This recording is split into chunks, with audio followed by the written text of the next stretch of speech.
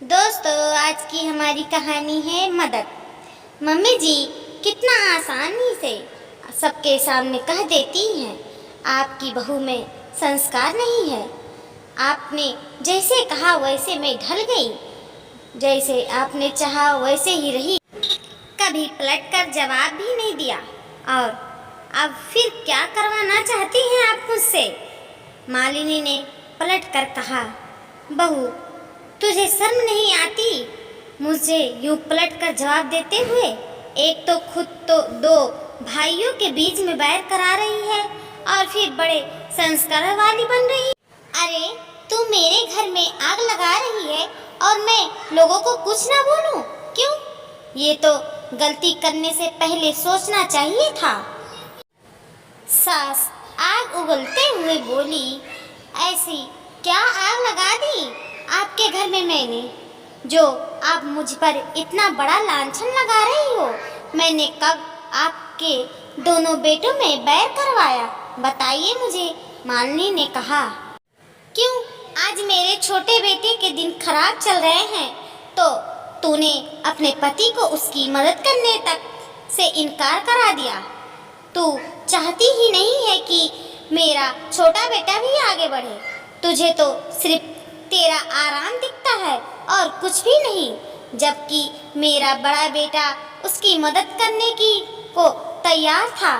सास इल्जाम पर इल्जाम लगाते हुए बोली, अच्छा और ये आपसे किसने कहा? आपकी छोटी बहू ने? वैसे मैं भी कहाँ सोच रही हूँ, उसके अलावा और कर भी कौन सकता है?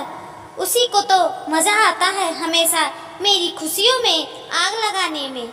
इस बार मालिनी ने भी जवाब पर जवाब देते जा रही थी, जैसे ठान कर बैठी हो कि इस बार तो दूध का दूध पानी का पानी करके ही रहेगी।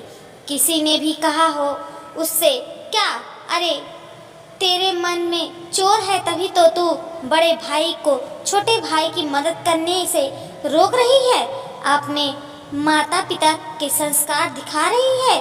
सास फिर से बोली, अच्छा अभी तो उनकी माँ जिंदा है, एक बार नहीं 10 बार आएंगे वो लोग यहाँ पर, और तुम्हारे पास वो जमीन का जो टुकड़ा है उसे बेचकर मेरा बड़ा बेटा उसकी मदद करने को तैयार है, तो तू क्यों मना कर रही है?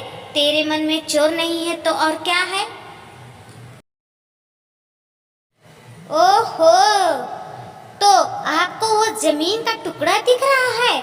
उसे तो मैं आज बेचने दूं न कल, आखिर वो जमीन का टुकड़ा मेरे परिवार के काम आएंगे। मेरे भी 2 बच्चे हैं, मुझे उनका भी भविष्य सुरक्षित रखना है। कब तक ननद और देवर पर ही लगाते रहेंगे? हमारे पास तो कुछ भी नहीं है, और वैसे भी वो तो मेरे माता पिता ने दिया था। अरे मना कि तेरे माता पिता ने दिया है, लेकिन मुसीबत के समय वो काम में तो आ सकता है, और बहू तेरी पहली जिम्मेदारी ससुराल के लिए है। तेरे देवर कौन सा वो पैसा अपने पास रखने के लिए कह रहा है? उसका व्यापार फिर से खड़ा हो जाएगा तो पैसा वापस कर देगा। आज तक उन्होंने वापस किया क्या है?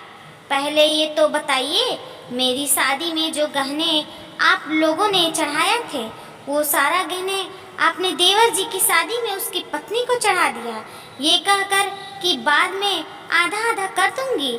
लेकिन उन दोनों ने तो वो गहने देने से ही इनकार कर दिया, ये कहकर कि वो उसका स्त्री धन है। और आपने कितना आसानी से उसकी गलती पर पर्दा डालते हुए कहा है, बहू मैं तुझे नए गहने बनवा दूंगी। वो गहने तो आज तक नहीं बने। देवर जी की जिद पर कि उन्हें बिजनेस कराना है, आपने अपना घर बेचकर उसके 3 हिस्से किए थे, एक बड़े बेटे के लिए, दूसरा छोटे बेटे के लिए, तीसरा खुद के लिए। हमने तो उसमें ये छोटा सा फ्लैट खरीदा, लेकिन देवर जी ने क्या किया, बिजनेस के नाम पर अपना और आपका दोनों हिस्सा लगा दिया, और आज आपके पास भी कुछ नहीं है। भी आप उन्हीं का साथ दे रही हो। मम्मी जी, जितनी मदद मैं कर सकती थी हमने कर दी, उससे ज़्यादा हमारे पास कुछ नहीं है। एक आदर्श बहू बनने के चक्कर में मैं मेरे बच्चों के भविष्य को भी एक नज़रअंदाज नहीं कर सकती। आपको जो कहना है कहिए, लाख संस्कार विहीन बताइए, पर मैं इस बार उनकी कोई मदद नहीं करूंगी। आप एक माँ हैं, इतना कुछ होने के बावजूद भी आप उसकी मदद करने को तैयार हैं, तो सोचिए मैं भी एक माँ हूँ, मुझे भी मेरे बच्चे के बारे में सोचने का पूरा हक है।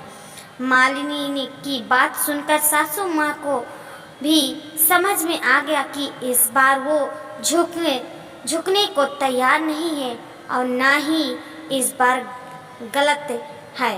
साथ ही अंदर कमरे में बैठे देवर देवरानी को भी बात अच्छे से समझ आ गई होगी। जी हाँ दोस्तों, हमारी वीडियो अच्छी लगी है तो ढेर सारा शेयर कीजिए, लाइक कीजिए, सब्सक्राइब कीजिए और ऐसे ही मिलते हैं अगली वीडियो के साथ। धन्यवाद।